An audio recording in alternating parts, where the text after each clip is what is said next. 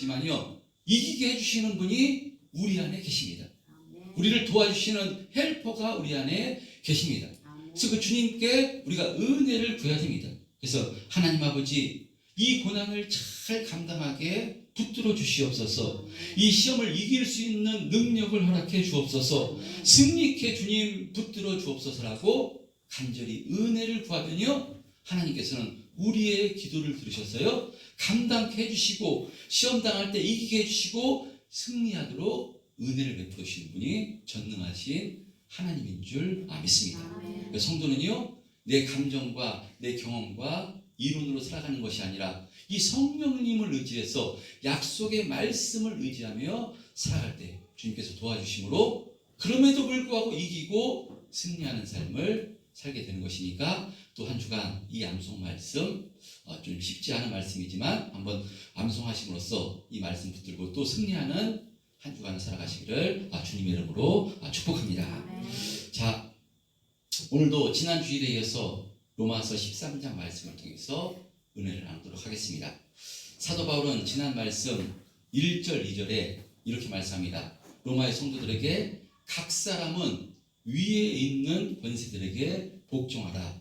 권세는 하나님으로부터 나지 않음이 없나니 모든 권세는 다 하나님께서 정하신 바라. 그러므로 권세를 거스리는 자는 하나님의 명을 거스림이니 거스리는 자들은 심판을 자취하리라 라고 이렇게 말씀합니다. 이 말씀은 지금 1차적으로는요, 로마에서 신앙생활하고 있는 성도들에게 하시는 말씀입니다. 근데 이 말씀을 들을 때 로마의 성도들 아마도 마음이 굉장히 어렵고 부딪혔을 것입니다. 지금 이 로마에서 신앙생활 하는데 이 로마 황제 때문에, 그 예수 믿는 것 때문에 부딪혀서 엄청난 고난을 당하고 있습니다. 그렇다면 위에 있는 권세, 가장 큰 권세는 로마 황제인데, 그럼 로마 황제한테 복종하라는 것인가? 그럼 예수님도 믿고 로마 황제도 믿고 하라는 것인가? 그런 생각이 들 수 있는 말씀입니다. 자, 그런데 지난주에도 말씀드렸지만 이 말씀은 무조건 위에 있는 권세들에게 복종하라는 말씀이 바로 아니었습니다. 특별히 더욱더 기독교인들을 박해하던 로마 황제의 폭정까지 정당화하는 말씀은 아닙니다.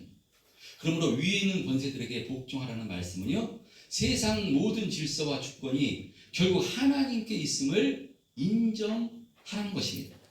아무리 눈에 보이는 불의한 정권이라 할지라도요, 그조차 하나님의 거대한 계획과 섭리 가운데 있음을 말씀하는 것입니다. 여러분, 그러므로 그리스도인들은요, 자신의 판단이나 세상적인 방법으로 세상에서 반응해서는 안 됩니다. 아무리 불의한 현실 가운데서도요, 나의 방법을 앞세우는 것이 아니라 이 모든 방법을 허락하신 하나님 앞에서 성도로서의 본분을 다하는 것이 바로 중요합니다. 그래서 근데 우리가 성도지만 이 육신의 생각으로는요, 내 생각으로 반응하려 하고요, 정말 불의한 것을 봤을 때 내가 칼을 빼고 싶어 합니다. 그래서 아니 어떤 이런 악행을 어떻게 두고 볼 수가 있습니까? 가만히 있으면 안 되는 것입니까? 라고 이렇게 분노합니다. 우리가 잘 아는 베드로도 그랬습니다. 그 구세주의자, 그 예수님을 잡으러 오는 그 무리를 향해서 가만둘 수가 없었습니다. 어떻게 하나님의 아들이시오 그리스도인 이것을 예수님을 잡아서 옥에 가둬서 죽이려 하는 것이냐, 두고 볼 수가 없었기 때문에요, 베드로가 칼을 빼서 휘둘러서 말고의 귀를 이렇게 뱁니다. 그럴 때 예수님께서 베드로를 향해서 베드로 역시 너밖에 없다, 나 생각해 주는 것은 너밖에 없구나 칭찬하는 것이 아니었습니다. 베드로를 향해서 칼을 칼집에 꽂으라 라고 말씀하십니다. 바로 하나님께서, 주님께서 이렇게 말씀하십니다. 칼로 문제를 해결하고 하면요, 결국 망하게 될 것임을 경고하시면서 오히려 말고의 길을 다시 붙여주시고 회복시켜주시는 분이 주님이십니다. 여러분, 그러면 성경이요, 그래서 우리에게 가르쳐주는 것은 세상적인 방법으로 저항하는 것이 아닙니다. 주님을 본받아서요, 묵묵히 낮아져서 십자가의 길을 가는 것입니다. 내가 죽고 낮아지는 하늘의 미랄이 될 때 그곳에서 생명의 역사가 일어나기 때문입니다. 그래서 이 세상 권세에게 복종하라는 것은요, 무력함이 아니라 하나님의 주권을 믿기에 바로 선택할 수 있는 가장 영적인 승리의 방법입니다. 자, 그리고 하나님께서 이 땅에 권세자들을 세우신 이유에 대해서 3, 4절에 지난 말씀했는데요. 뭐라고 말씀하는가 하면 3절에 보면요, 다스리는 자들은 선한 일에 대하여 두려움이 되지 않고 악한 일에 대하여 되나니 라는 말씀같이 하나님께서 세상 권세를 세우신 이유가 무엇인가 하면요, 사회의 정의를 위해서 세우셨다는 것입니다. 그래서 선을 행하는 자는 보호하고 악을 행하는 자에게는 벌을 내서 두려움을 주어서 세상이 혼란에 빠지지 않게 세상 정권과 권세를 허락하신 것입니다. 그래서 국가에서 법을 만드는 이유가는요, 이 악을 행하는 자에게 벌을 줌으로써 악을 행하지 않게 함으로써 나라의 질서를 세우기 위함인 것입니다. 그러므로 선을 행하는 자는요, 세상 권세를 두려워할 필요가 없는 것입니다. 오히려 그 사람은 세상 권세자들부터 칭찬을 받게 됩니다. 그리고 지난 말씀 가운데 아주 중요한 말씀, 이렇게 나라의 권세자들을요, 하나님의 사역자라고 부르고 있다는 것입니다. 그러니까 지금 누구를 사역자라고 부르신가 하면요, 로마 황제 가이사도, 로마의 군인들도, 위정자들도요, 하나님께서 하나님의 사역자라고 지금 말씀하고 있는 것입니다. 이들이 하나님을 알지 못하고 믿지 않는다 할지라도요, 하나님께서는 모든 것을 주장하시는 분이 하나님이시기 때문에 이런 권세자들을 통해서 세상을 질서를 유지하기 위한 도구로 사용하고 있다는 것입니다. 그 4절 하반부에 보면요, 그가 공연히 칼을 가지지 아니하였으니 곧 하나님의 사역자가 되어 악을 행하는 자에게 진노하심에 따라 보응하는 자니라 라고 말씀합니다. 여러분, 세상 위정자가, 권세가 칼을 가졌습니다. 칼이 무엇이겠습니까? 공권력을 가졌습니다. 그것은요, 공권력을 주시는 이유는 개인의 이익을 위해서 그 공권력을 사용케 하는 것이 아니라요, 바로 이 사회의 악을 억제하기 위해서, 질서를 위해서 이 칼을, 공권력을 허락해 주셨음을 말씀합니다. 그러므로 이 나라의 권세자들, 위정자들은 이 권세가 누구로부터 왔음을 잘 알아서요, 그 뜻대로 잘 사용해야 되는 줄 믿습니다. 그러므로 특별히 예수 믿는 사람이 이 권세가 되었다면, 위정자가 되었다면, 공무원이 되었다면요, 정말 하나님 기뻐하신 뜻대로 그 권세를 잘 사용해야 되는 줄 믿습니다. 자, 이와 같이 지난 말씀 3, 4절에는요, 권세의 기능에 대한 말씀이 기록되어 있었습니다. 하나님께서는 이 세상이 무법천지가 되지 않도록 이 통치자들에게 칼을 맡기셨고, 그들을 통해서 선을 권장하고 악을 벌함으로 세상을 질서를 유지하도록 하나님께서 그 역할을 맡기신 것이기 때문에 이들을 전부 다 예수를 믿던 믿지 않던, 하나님을 모르던 전부 다 하나님의 권세 아래 있기 때문에 하나님의 사역자라고 이렇게 말씀하는 것인데, 그렇다면 이제 그 가운데 놓여있는 우리 성도는 그 세상 권세자들에게 어떻게 복종해야 되는 것인가? 단순히 두려워서 처벌되지 않으려고 순종해야 되는가? 여기에 대한 말씀이 오늘 본문의 말씀입니다. 바울은 이 로마 성도들에게, 또한 로마서 말씀을 읽고 있는 모든 성도들에게 뭐라고 말씀하는가 하면요, 5절에 이렇게 말씀합니다. 우리 한번 5절 보겠습니다. 시작. 그러므로 복종하지 아니할 수 없으니 진노 때문에 할 것이 아니라 양심에 따라 할 것이라. 예, 복종하지 아니할 수 없다는 것입니다. 왜냐? 그 권세자들을 세우신 분이 하나님이기 때문에, 하나님의 사역자이기 때문에 복종해야 된다는 것입니다. 근데 복종하는데 어떻게 복종하느냐? 양심에 따라 바로 행하라고 말씀합니다. 하나님께서는 양심을 허락하셨습니다. 그래서 예수님을 믿던 믿지 않던 일반 양심 모두에게 양심을 허락하셨습니다. 특별히 예수 믿는 사람에게는요, 신앙 양심을 허락하신 것입니다. 자, 그렇다면 신앙 양심과 일반 양심이 부딪혔을 때 성도는 어떤 선택을 해야 되는 것인가? 일반 양심은요, 세상의 법에 그대로 무엇이든 복종을 해야 되는 것입니다. 그 법이 하나님의 명령이기 때문에 순종해야 됩니다. 그런데 예수 믿는 사람들은 그럴 때 어떤 일반 양심과 신앙 양심이 부딪히는 권세자들이 명령을 했을 때 어떻게 순종해야 되는 것인가? 성도는요, 이 신앙 양심이기 때문에 신앙 양심, 하나님의 뜻에 순종하는 것이 우선입니다.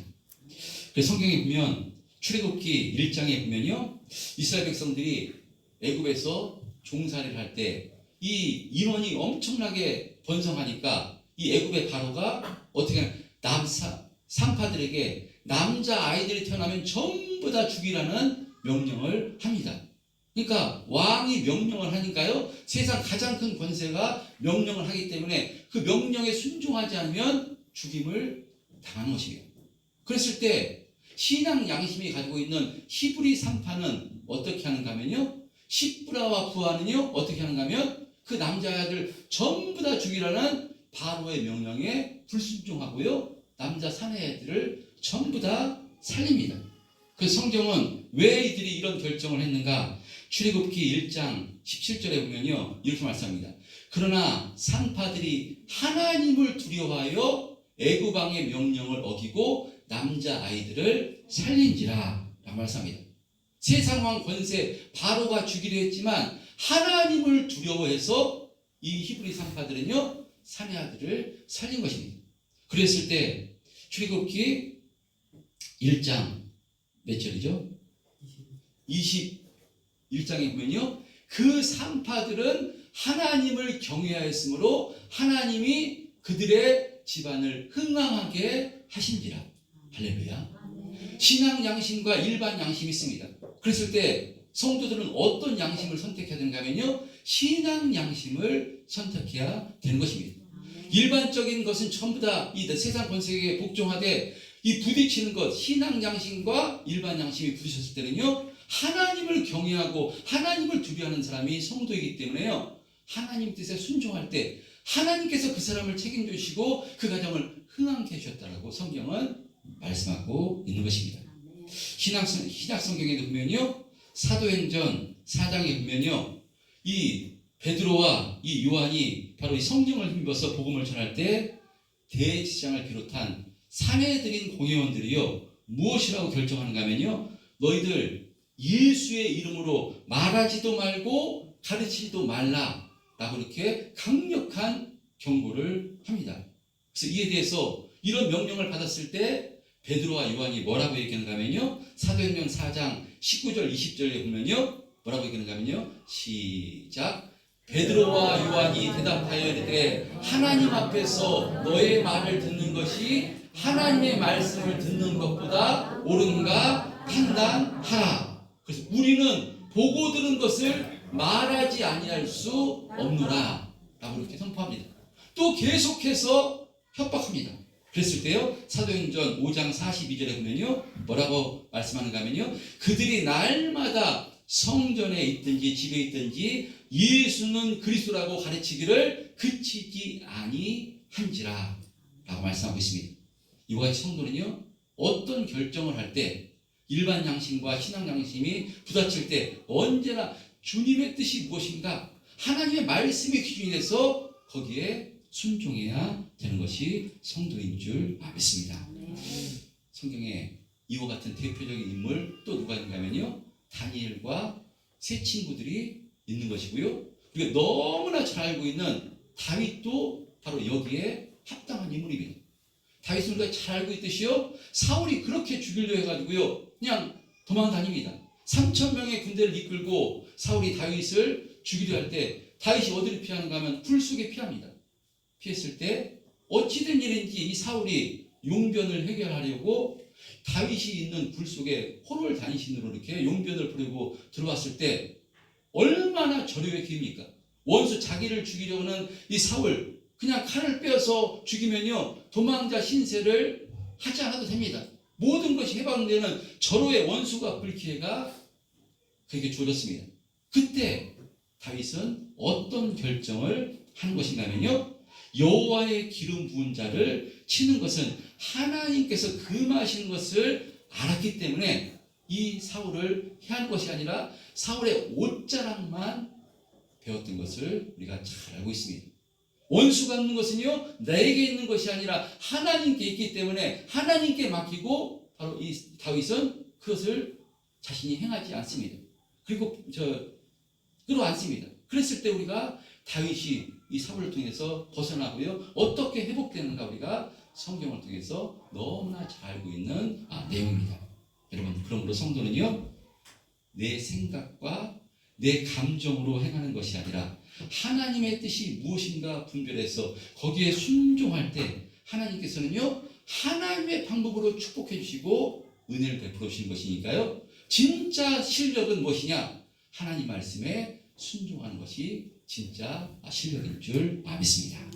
자, 그리고 사도 바울은 신앙 양심 외에 또 국민으로서 모든 의무를 다할 것을 또 말씀하는데요. 우리 6절 우리 한번 6절 7절 한번 합독해 보겠습니다. 6절 7절 시작. 너희가 기세를 갖춘 것도 이로 말미암으리라. 우리 하나님의 이름으로 너희 일에 항상 힘쓰느니라. 모든 자에게 주어질 때 조세를 받을 자에게 조세를 바치고 관세를 받을 자에게 관세를 바치고 두려워할 자를 두려워하며 존경할 자를 존경하라. 예, 이렇게 말씀하시는데요. 나라를 세우신 분도 하나님이시고 권세를 세우신 분도 하나님이시니까요. 거기에 속한 국민은 국민으로서 의무를 다하는 것입니다. 그러니까 국민으로서 세금 낼 것이 있으면요 세금을 잘 내야 된다라고 말씀합니다. 이 권세자들, 이 하나님께서 세우신 사역자라고 말씀을 드렸습니다. 그럼 세상 권세자들은 무엇을 통해서 나라를 이끌고 하나님의 사역을 잘 감당하는가 하면요, 국민이 내는 세금을 통해서 도로를 닦고 뭐 관리를 하고 어려운 사람 도와주고 나라를 잘 이끌 수 있는 것이 내 국민들이 내는 세금으로 정부를 잘 관리 유지하는 것입니다. 그런데 어떤 분은 그렇게 얘기합니다. 국가에서 나한테 해준 게 뭐가 있냐고, 내가 이렇게 다른 사람과 비교해서 나는 왜 이렇게 엄청난 세금을 내야 되는 것이냐고, 나는 해준 거 없기 때문에 나는 내기 싫다고 라고 이렇게 이야기하고요. 우리가 TV나 언론 같은 데서 보면요, 그 낼 수 있는 분명히 능력이 되는데도 집에다가 현금 다발을 가다 놓고요, 금덩이를 가다 놓고 하면서도 그냥 이 세금을 내지 않아서 그 세금 이렇게 추징하는 사람들이 쳐들어가서 이렇게 하는 것을 이렇게 우리가 TV 같은 데서도 이렇게 볼 수가 있었습니다. 세상 사람들은 혹 이런 사람들이 자기가 자기를 주장하니까 이렇다 할지라도요, 성도는 그래서는 안 되는 줄 믿습니다. 여러분, 사실 참 이게 어려운 문제입니다. 특히 사업을 하거나 장사를 하거나 그러면요, 정말 세금을 그대로 내면요, 야 그냥 다 망해 라고 생각했어요. 이거 참 유혹이 엄청 되는 문제입니다. 그리고 또 이스라엘 백성들 지금 로마의 식민지로 있었습니다. 근데 칼로 그냥 힘으로 무력으로 지금 식민지에 있었는데요, 그 식민지에 있으면서 그 로마한테 세금을 과연 기쁜 마음으로 낼 수 있는가? 기쁜 마음으로 낼 수 있는 사람들이 아마 없었을 것입니다. 그래서 교묘하게 바리새인들이 예수님에게 이것을 가지고 시험을 합니다. 이 가이사에게, 로마 황제에게 세금을 바치는 것이 옳으냐 옳지 않냐 예수님께 이렇게 묻습니다. 그랬을 때 이 세금을 내지 않아도 된다라고 하면요, 로마 황제가 한테 일러가지고 예수님을 핍박하고 옥에 가두는데 그 빌미로 사용할 수 있는 것이고요, 내야 된다 그러면요 유대인들한테 배신자라고 이렇게 양쪽에서 이러지도 못하고 저러지도 못하고 예수님을 올가미에 걸거매기 위해서 예수님께 묻습니다. 가이사에게, 로마 황제에게 세금을 바치는 것이 옳은 것입니까? 옳지 않은 것입니까? 라고 할 때 어떻게 하죠? 예수님께서 동전 하나 가져오라고 해서 동전에 누구의 얼굴이 그려져 있느냐? 가이사입니다. 그랬을 때 예수님께서 가이사의 것은 가이사에게, 하나님의 것은 하나님에게 드리라고 말씀하십니다. 그러자 예수님의 이 말씀을 놀랍게 여겨서요, 아무 말도 할 수 없다라고 성경은 말씀합니다. 가이사의 것은 가이사에게, 하나님의 것은 하나님에게. 이것은 의미한 것이 무엇이겠습니까?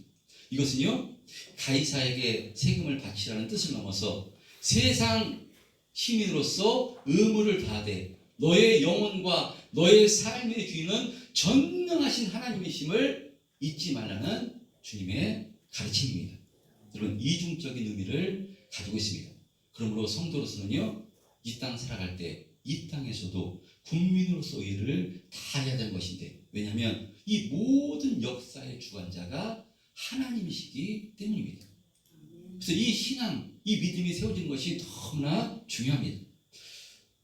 우리나라 예수 믿던 기업인 중에서요, 아주 믿음이 좋았던 기업인이 있었는데요, 유한양행을 이끌었던 유일한 박사님이 아주 유명합니다.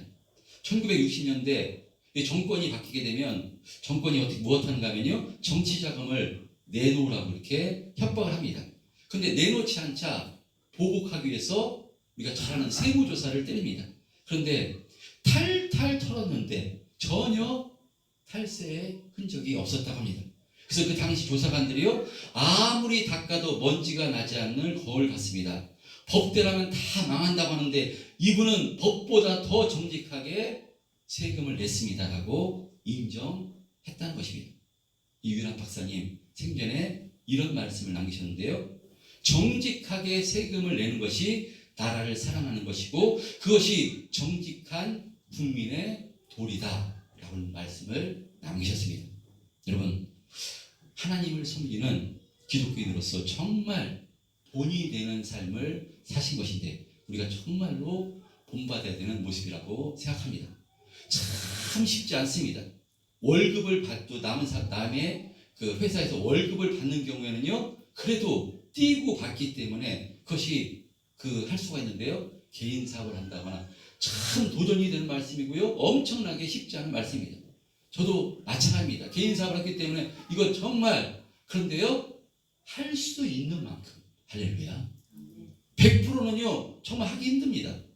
100%는 정말 하기 힘듭니다. 근데 할 수 있는 만큼 우리가 납세의 의무를 다하는 것은요, 기독교인으로서 해야 될 우리가 이 순종의 자세인 줄 믿습니다. 그래서 바울은 7절에 모든 자에게 줄 것은 주되 조서를 받을 자에게 조서를 바치고 관세를 받을 자에게 관세를 바치고 두려워할 자를 두려워하며 존경할 자를 존경하라 라고 이렇게 말씀하고 있습니다. 여러분, 오늘 말씀을 통해서 구원받은 하나님의 백성들은 과연 이 땅에서 어떤 삶을 살아가야 되는가 살펴봤습니다. 모든 주권이요 하나님께 있습니다. 그러므로 우리가 세상 권세에 복종하고 국민으로서 의무를 다하는 것은 그 대상이 완벽해서가 아닙니다. 그 배후에 계시는 분이 하나님이시기 때문에 그런 것입니다. 할렐루야. 오늘 어버이 주일을 맞이했습니다. 우리가 부모님을 공경하고 부모님을 섬기는 것도요, 부모님이 완벽해서 부모님을 섬기고 공경하는 것인가? 그렇지 않습니다. 다른 사람과 비교하면, 다른 부모님과 비교하면요, 훨씬 부족한 부분도 있을 수 있습니다. 정말 어떤 부분은요, 마음에 안 드는 부분도 있습니다. 근데 그것이 기준이 돼서, 내가 기준이 돼서 내 기준으로 부모님을 공경하고 공경하지 않고 그래서는 안 된다고 성경은 말씀한 것입니다. 우리가 부모님 아래에 태어난 것도 그냥 우연히 태어난 것이 아니라요, 예수 믿는 사람 모든 것이 하나님의 인도하심이기 때문에, 하나님의 인도하시기 때문에 하나님의 경륜 가운데 우리가 부모님 아래 태어난 것입니다. 그러면 우리가 육신의 부모님을 사랑하고 섬기는 것은요, 무엇인가 하면 하나님의 뜻에 순종하는 것이고요, 이것이 우리의 영적 예배인 줄 믿습니다. 그래서 진정한 영적 예배는요, 교회 안에서만이 아닙니다. 우리 가정과 세상 가운데 우리가 영적 예배의 삶을 살아가야 되는 줄 믿습니다. 우리가 살아가는 모든 곳에서 가정과 교회, 세상 가운데 성도답게 하나님께 순종하며 낮아져서 사랑하며 섬기며 또 이 땅의 국민으로서 세금 낼 것은 내고 법을 지키며 또한 나를 힘들게 하고 어렵게 하는 상사나 권위자들을 향해서도요, 하나님의 주권을 인정해서 악을 악으로 갚는 것이 아니라 모든 것은 하나님께 맡기고요, 우리는 모든 사람과 화평하기를 힘쓰는 것, 이것이 바로 우리의 영적 예배인 줄 믿습니다. 근데 우리 힘으로 안 됩니다. 우리 능력으로 안 됩니다. 참 이거 쉽지 않습니다. 이 땅에서 정말 우리가 어떤 선택을 할 때 이것이 하나님의 뜻이냐 내 뜻이냐 세상 방법이냐, 우리가 참 어떤 때는 분간하기도 힘들고요, 엄청난 유혹이 우리에게 몰려옵니다. 그래서 우리가 무엇 해야 되는가면요, 이와 같은 삶을 살아갈 수 있도록, 그래서 성령님을 우리에게 허락하신 줄 믿습니다. 우리 힘으로는요 절대로 예수 믿고 구원받아 천국까지 갈 수가 없습니다. 그것을 전부 다 하시고 이 악을 악으로 갚는 것이 아니라 악을 선으로 악을 이길 수 있도록 하나님의 선이신 이 성령님께서 우리 안에 계셨어요. 우리를 도와주시고 계시는 것이니까요, 여러분 기도하시는 저와 되었으면 좋겠습니다. 또 넘어지고 쓰러질 수 있지만요, 성령님께서는 영원토록 떠나지 아니하시고 우리가 선으로 악을 이길 수 있도록 하나님의 뜻에 순종할 수 있도록 날마다 도와주시고 계시는 줄 믿습니다. 그래서 우리가 어려울 때고 힘들 때도 또 우리가 어떤 결정할 때도 하나님께 기도하심으로, 그래서 하나님과 심정을 깨달았어요. 하나님의 뜻을 깨달았어요. 거기에 순종하려고 애를 쓸 때 하나님께서 순종하도록 은혜를 베풀어 주시고요, 더 큰 믿음으로 세워져서 이 흔들리는 이 땅의 삶 가운데서도 정말 주님 의지해서 승리하는 삶을 살 수 있도록 날마다 도와주시고 인도해 주시는 줄 믿습니다. 이 시간 기도했으면 좋겠습니다. 주님, 저의 힘으로는 이와 같은 삶을 살 수가 없습니다. 자꾸 내 육신의 요구가 저를 주장하게 되고 정말 흔들릴 때가 너무나 많습니다. 아버지 하나님, 주님 말씀이 기준돼서 승리하는 삶을 살 수 있도록 주님 은혜를 베풀어 달라고 이 시간 주여 한번 외치고 통성으로 기도하겠습니다. 주여, 아버지 하나님, 우리는 세상 가운데 비겁하게 굴복하는 것이 아니라 하나님의 주권을 인정하기에 세상 가운데 낮아져서 빛과 소금의 역할을 잘 감당하며 힘쓰는 것인 줄 믿습니다. 그리할 때 하나님께서 하나님의 방법으로 모든 것을 협력해서 선을 이루어주시고 하나님께서